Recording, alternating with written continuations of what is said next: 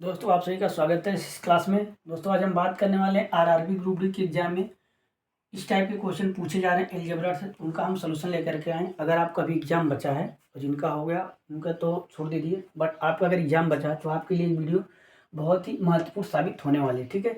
क्योंकि RRB group D की exam में अलजेब्रा से इस टाइप के क्वेश्चन पूछे जा रहे हैं और काफ़ी टाइम टेकन होता है, तो इस क्वेश्चन को कैसे हम लगाएंगे आज हम बहुत ही आसान तरीके से सीखने वाले हैं, ठीक है। तो आइए क्वेश्चन देखते हैं।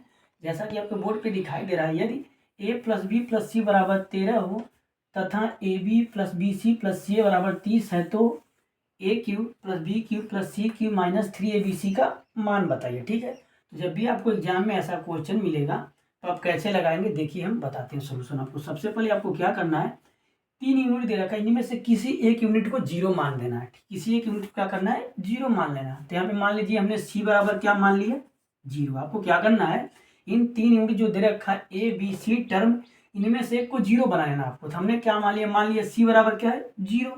इसको यहाँ पे पुट कर दिए। तो यहाँ पे हम पुट करते हैं, देखिए ए प्लस बी प्लस सी की जगह पे जीरो बराबर 13, तो यानी आपका क्या मिल गया, ए प्लस बी बराबर कितना मिल गया, 13, ठीक है।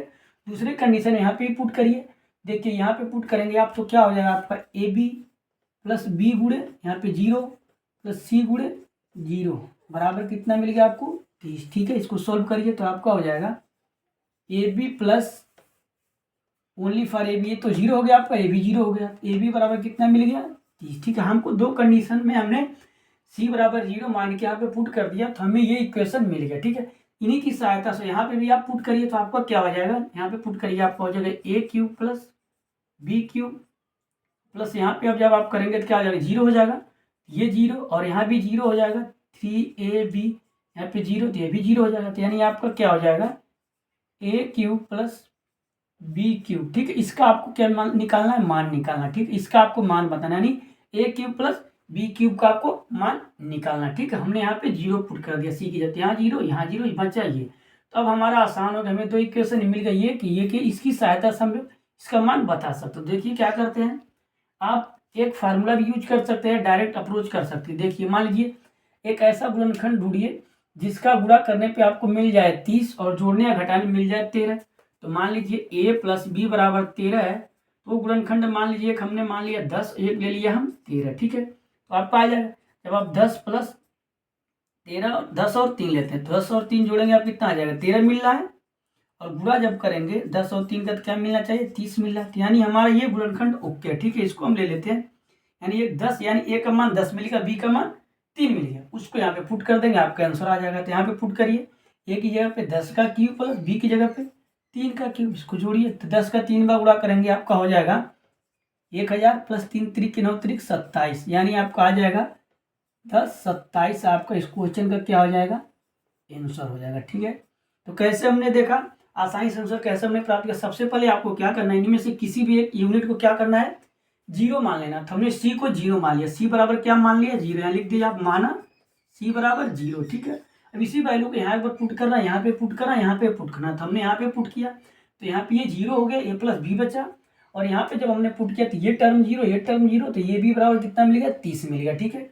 अब हमने सोल्व करने के लिए फिर इसमें जिसका मान ज्ञात करना वहाँ भी पुट करिए आप। तो सी बराबर यहाँ पे भी जीरो किया तो ये जीरो और ये पूरा जीरो, तो बचा क्या, ए क्यूब प्लस बी क्यूब का, यानी मान हमें ज्ञात करना। हमें किसका मान ज्ञात करना था, ए प्लस बी का, ए क्यूब प्लस बी क्यूब का, ठीक है। उसके बाद हमने क्या किया, इसकी सहायता से हमने ए बी का मान निकाला। कैसे निकाला हमने, तो इक्वेशन है, ऐसी संख्या ढूंढिए जिनका गुणा करने पे 30 आ जाए और जोड़ने पर 13 आ जाए। तो वो संख्या हमने ढूंढा, 1 10 1 3, इनको जोड़ रहे हैं तो आप क्या मिल रहा है, ए प्लस बी को रख रहे हैं तो 13 मिल रहा है, और गुणा कर रहे हैं ए प्लस बी की, ए और बी की जगह पे रखने पे 30 मिल रहा है। तो यानी इसके ये गुणनखंड है।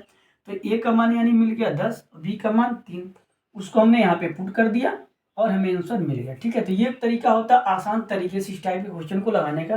नहीं तो आप अगर लगाएंगे बेसिक तरीके से तो काफ़ी टाइम लग जाएगा, आपको एग्जाम में टाइम बताना ही बहुत मायने रखता है, ठीक है। एक फार्मूला भी होता है, आप उसका भी यूज कर सकते हैं। A cube plus B cube का एक फार्मूला होता है, ए प्लस बी का whole square minus 2 minus 3ab कोष्टक में a प्लस बी, इसका भी आप यूज कर सकते हैं, ठीक है। एग्जाम में आप इसका भी यूज कर सकते हैं, ये फार्मूला भी होता है। तो यहाँ भी पुट करते वैल्यू आप, तभी आपका आंसर आ जाता है। बट सबसे बेस्ट तरीका क्या है आपका, कि एक यूनिट को आप 0 मानिए और 2 इक्वेशन आपको मिल जाएंगे।